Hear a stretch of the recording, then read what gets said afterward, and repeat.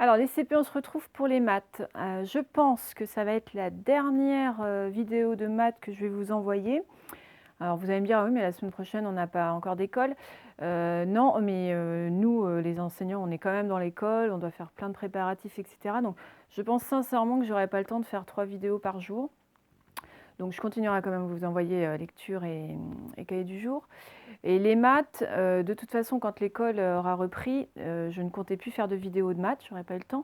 Je comptais vous inscrire sur des sites, sur un site notamment, et puis vous fournir du travail écrit. Mais bon, pour la semaine prochaine, je pense qu'on va commencer l'utilisation du site, du coup. Ça va vous permettre de le connaître, ce site. Donc je ne vais pas vous en parler là dans cette vidéo, parce que sinon ça va encore faire une vidéo beaucoup trop longue. Je m'engage avant la fin de la semaine là, à faire une vidéo pour vos parents et à faire tout un détail sur papier pour leur expliquer comment ça va se passer au niveau du travail pour les enfants qui ne reviennent pas du tout à l'école et pour ceux qui reviendront que 2 jours par semaine. Et donc voilà, ils auront toutes les explications sur ce que je vais fournir comme travail. Et donc, dedans, je vais parler de ce site de maths notamment que l'on utilisera. D'accord? Donc, c'est pour ça, je pense vraiment que là, c'est la dernière fois qu'on se voit comme ça en maths. D'accord? Bon. Voilà, donc avant dimanche soir, je vous recontacte à ce sujet. Bon, bah on y va, on commence les maths. Du coup, on fait la dictée. Moi, j'ai l'impression que c'est très très flou là, je sais pas si c'est parce que j'ai un reflet ou pas, j'espère que bon, c'est pas ma tête, on s'en fout, on s'en fiche, pardon. C'est au niveau du tableau surtout. Voilà, on va faire donc la dictée de nombres. On est prêt? Alors, je vous demande d'écrire le 11. Allez-y. Alors, 11, c'est les nombres qui nous embêtent un petit peu dans la famille des 10. On devrait dire 10, 1. 10, 1. Voilà comment on écrit 11. On continue avec 61. Allez-y. 61, famille des 60. Donc commence par soit 6, soit 7. Comme on entend juste 1 après, c'est par 6. Donc 61. Voilà. Ensuite, vous écrivez 91. Allez-y. 91, j'entends 80, soit 8, soit 9, mais comme j'entends 11 après, c'est le 9 parce que dans le 9, il y a le 8 de 80 et le 1 de 11. Et du coup, il ne me reste plus que le 1 en unité de 11. Donc 9 dizaines, une unité égale 91. Maintenant, vous écrivez 71. Tout à l'heure, on avait 61 avec un 6 et un 1. Maintenant, c'est 71, donc c'est avec le 7 et le 1. On a dépassé la dizaine. D'accord? On entend un nombre plus grand que 10 et sa dizaine, elle va ici dans ces dizaines-là. 71. Et on finit avec 81. 81, comme tout à l'heure, j'entends 80, mais c'est juste suivi de 1. Donc, c'est juste les 8 dizaines, suivi de une unité, 81. Et vous aurez remarqué qu'aujourd'hui, c'était la journée des 1. Voilà, depuis quelques jours, à chaque fois, je m'intéresse à des nombres qui ont les mêmes unités. Voilà. Alors aujourd'hui, ça va être essentiellement des révisions, en fait. On ne va pas apprendre des choses nouvelles. On va faire des révisions. Donc, je vais d'abord vous écrire des nombres en chiffres. Et je vous demande sur votre ardoise ou sur votre papier de les représenter en faisant les dizaines et les unités. Donc, je vous rappelle, les dizaines, on les fait comme ça. Alors, si on a 2 couleurs, c'est encore mieux. Les dizaines, grandes barres rouges, et les unités, petits cubes bleus, ou 2 couleurs différentes. D'accord? Si vous n'avez qu'une seule couleur, c'est bon aussi. Hein. On différencie par la taille. Hein. On voit bien la différence entre une dizaine et une unité. D'accord? Donc, vous écrivez combien de dizaines, combien d'unités dans les nombres que je vous propose. Vous êtes prêts? Alors, on y va. On va commencer par ce nombre-là. Alors, ce qui serait bien, ce serait que vous le lisiez à voix haute aussi, et puis que vous représentiez les dizaines et les unités. Allez-y. Donc, je vois que j'ai 6 dizaines. 1, 2, 3, 4, 5, 6.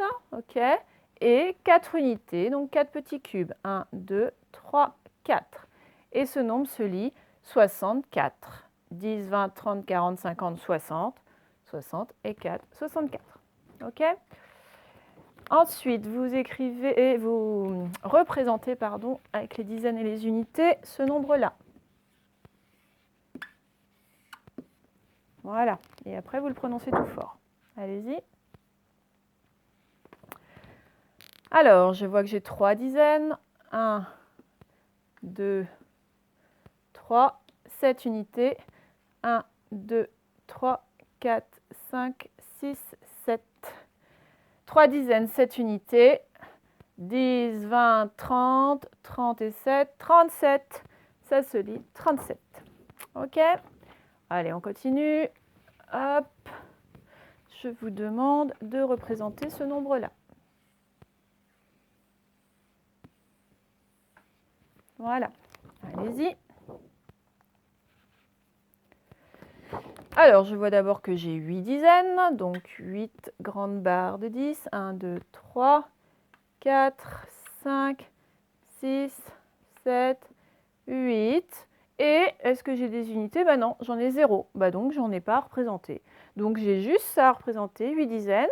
Alors, si je n'arrive pas à le lire tout de suite comme ça, regardez, on compte de 10 en 10. 10, 20, 30, 40, 50, 60, 70, 80. C'est donc le nombre 80. D'accord? Allez, encore. Vous représentez le nombre suivant. Voilà, allez-y. 2 dizaines. 1, 2, 8 unités. 1, 2, 3, 4, 5, 6, 7, 8. Ça va? Bon, comment il se lit? 10, 20, donc 20 et 8, 28. 28, il se lit 28. Et on va faire un dernier. Donc, je vous demande de représenter ce nombre-là. Allez-y. Alors, ce nombre-là, il est formé d'une seule dizaine et de 5 unités. 1, 2, 3, 4, 5. OK. Alors là, si je ne sais pas le lire comme ça, je vais être embêtée parce que je vais dire 10, 5. OK, 10, 5, ça n'existe pas en français, donc il faut vraiment se rappeler que 10, 5, en fait, c'est 15. On devrait dire 10, 5, mais on dit 15.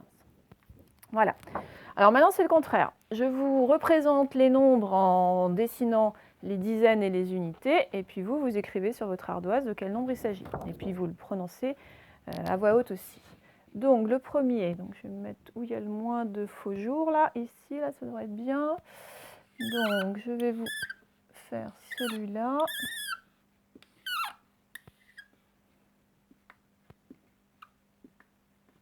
Voilà, vous voyez bien. Bon, alors allez-y, écrivez à quel nombre ça correspond. Bon, je vois que j'ai 3 grandes barres de 10. 1, 2, 3 petites unités. J'obtiens ce nombre-là qui se lit 10, 20, 30, 33, 33. C'est le nombre 33. OK, on continue. Je vous représente ceci. Alors, ici.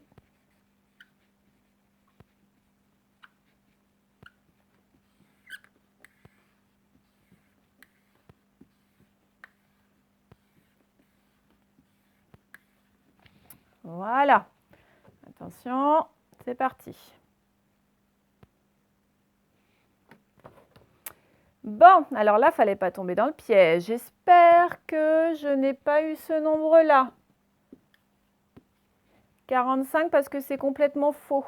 Parce que là, ça veut dire que vous n'avez pas fait attention où étaient les dizaines, où étaient les unités. Donc, j'efface tout de suite ça. Regardez, je vous avais tendu un piège, j'avais mis les unités ici, les dizaines là, alors qu'on a l'habitude de les mettre dans l'ordre d'écriture du nombre. Donc, Les dizaines, j'en ai 5, ok.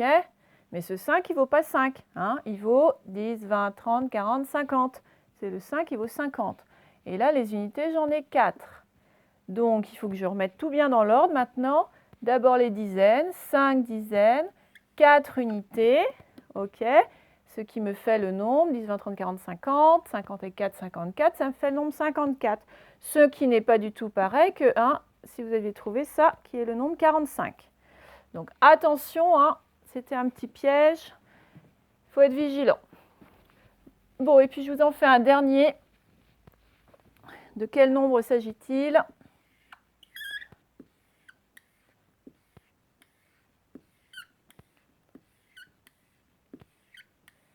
Voilà, vous voyez bien. Allez, c'est bon, allez-y.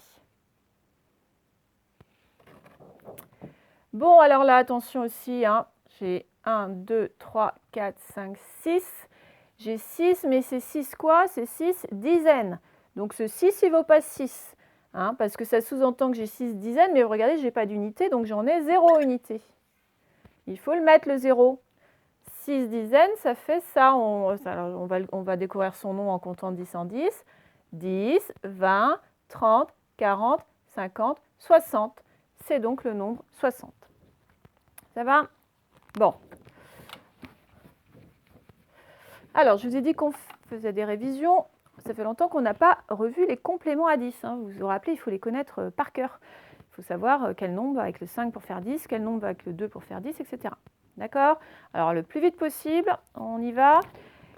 Je vous écris le premier nombre de la paire. Je vais me mettre là, voilà. Moi, je suis désolée, j'ai vraiment l'impression que l'image n'est pas terrible aujourd'hui, là. Donc, je vous écris le premier, je mets 3 petits points. Vous écrivez le nombre qui est à la place des 3 petits points. OK? Allez, c'est parti. Quel nombre complète le 6 pour faire 10? Allez-y. Très rapide, hein, c'est 6 plus 4 qui font 10. Le 6 va avec le 4. On continue. Quel nombre complète le 2 pour faire 10? Allez-y. Le 2, il va avec le 8. 2 et 8, 10. Quel nombre complète le 3 pour faire 10? Allez-y. 3 plus 7 égale 10. Le 3, il va avec le 7. OK, on continue. Quel nombre complète le 5 pour faire 10? Allez-y. 5 plus 5 égale 10. OK, on continue. Quel nombre complète le 1 pour faire 10? Allez-y. 1 plus 9 égale 10. Allez, on continue encore. Quel nombre complète le 0 pour faire 10? Allez-y. 0 plus 10, bien sûr, égale 10. Et un dernier. Quel nombre complète le 2 pour faire 10? Allez-y. Et 2 plus 8 égale 10. OK? Bon. Autre chose qu'il faut savoir par cœur, les doubles. D'accord? Donc, le plus vite possible, vous écrivez le double du nombre que je vous dis. D'accord? Alors, attention, c'est parti. Le double de 2. Double de 2, c'est 2 plus 2, c'est 4. Quel est le double Quel est le double de 4? Double de 4, c'est 4 plus 4, c'est 8. OK? Ah, je m'embrouille là. Quel est le double de 8? Allez-y. Double de 8, c'est 8 plus 8, c'est 16. D'accord? Quel est le double de 7? Double de 7, c'est 7 plus 7, c'est 14. Quel est le double de 9? Double de 9, c'est 9 plus 9, c'est 18. Quel est le double de 6? Double de 6, c'est 6 plus 6, c'est 12. Quel est le double de 5? Double de 5, c'est 5 plus 5, c'est 10. Et on finit. Quel est le double de 10? Eh bien, double de 10, c'est 10 plus 10, c'est 20. Voilà.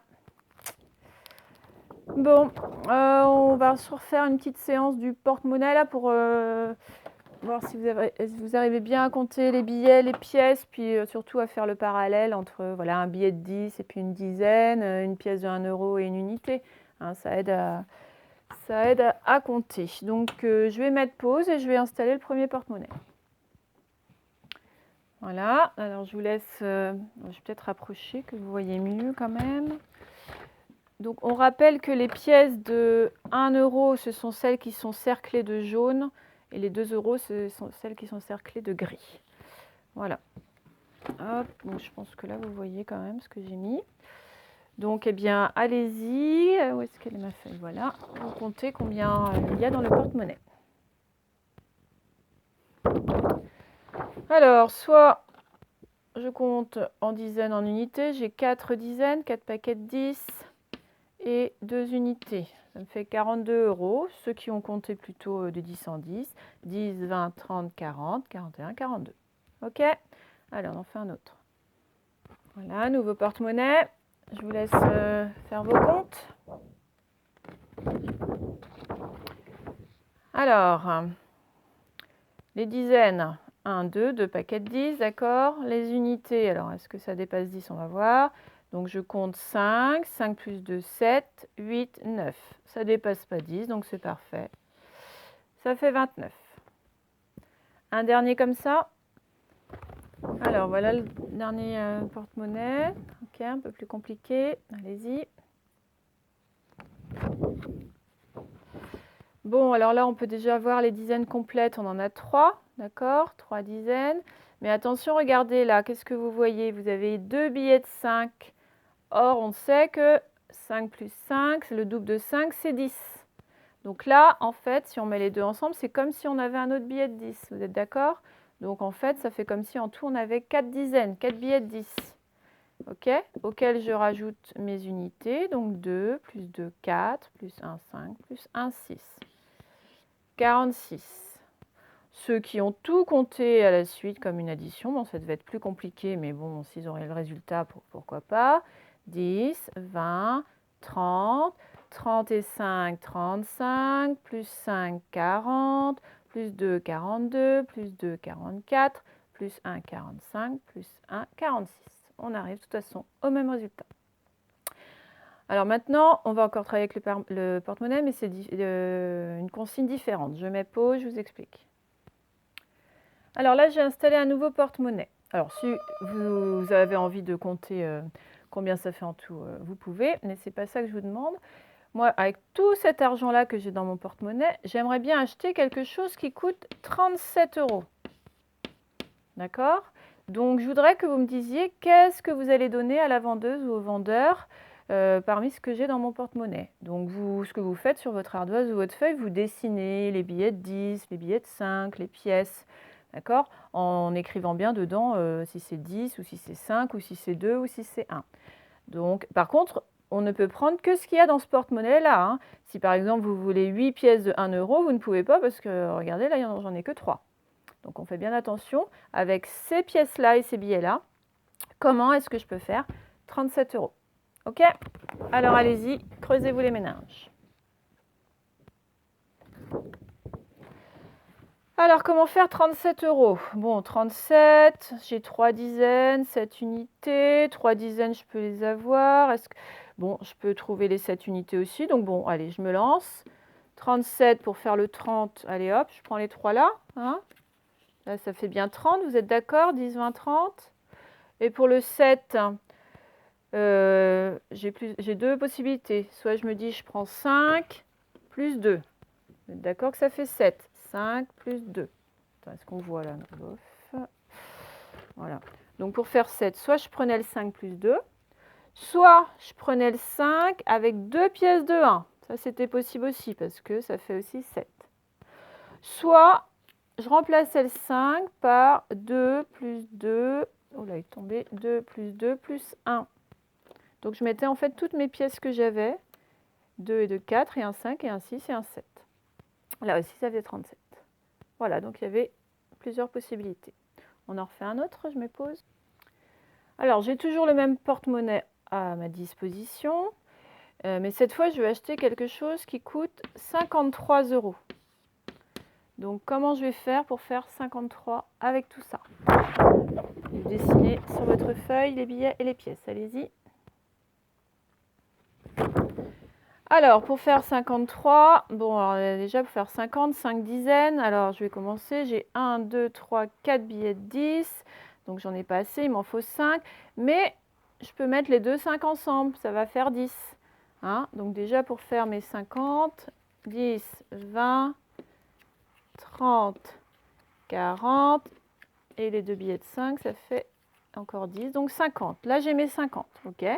Bon, ben il ne me reste plus qu'à faire les 3. Ben là, deux possibilités. Soit je prends 2 plus 1, ça fait bien 3. Soit à la place du 2, ben je prends mes deux autres pièces de 1 que j'ai là. Hop. Et ça fait 3 aussi. Voilà. Donc là, il n'y avait que deux possibilités. En fait, il n'y avait pas d'autres possibilités. Bon, ben on arrête là pour le porte-monnaie.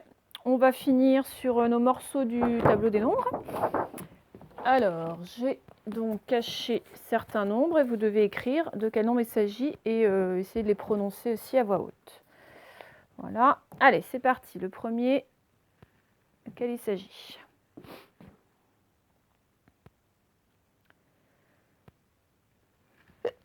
Pardon. Alors, après ces éternuements.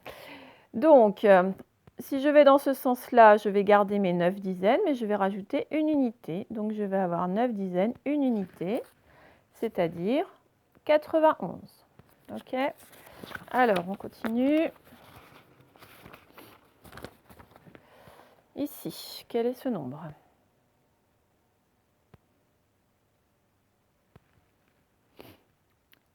Alors, bon, là, je rajoute une unité. Bon, je vois que c'est entre le 7 et le 9. Bon, ça ne devrait pas poser trop de problèmes. C'était le nombre 8 qu'il fallait trouver. Voilà, ensuite, on y va.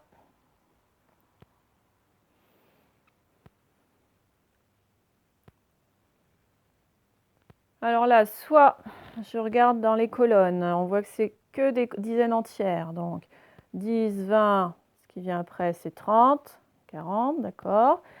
Soit dans cette ligne-là, je sais que ça va commencer par un 3, mais il n'y aura que 0 unité. Donc pareil, dans les deux cas, ça me fait 30.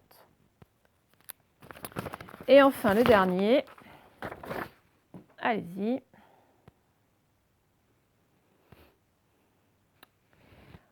Alors après 5 dizaines, 5 unités, ça va mettre 5 dizaines, 6 unités, qui est juste avant 5 dizaines, 7 unités. Et 5 dizaines, 6 unités, eh bien c'est 56. Voilà. Bon, eh bien donc les CP, c'est tout pour cette semaine, sauf que voilà, je pense que je vais vous déranger pour voilà, une vidéo explicative pour vos parents. Et puis voilà, hein, quand on en saura plus, on en sait un petit peu plus, mais bon, quand ce sera vraiment fixé, ne vous inquiétez pas, pour vous aussi, ce sera beaucoup plus clair, j'espère. Donc on se retrouve quand même la semaine prochaine, lundi, donc 11, avec une vidéo de lecture et une vidéo de cahier du jour. Et puis voilà, alors je pense que mes vidéos, à partir de maintenant, je les enregistrerai de façon décalée, mais enfin, vous en fichez, vous, ce qui compte, c'est que vous les ayez en temps et en heure. Bon, eh bien, je vous fais des gros bisous, je vous souhaite un bon long week-end du 8 mai. Et puis, à très bientôt les CP. Allez, au revoir.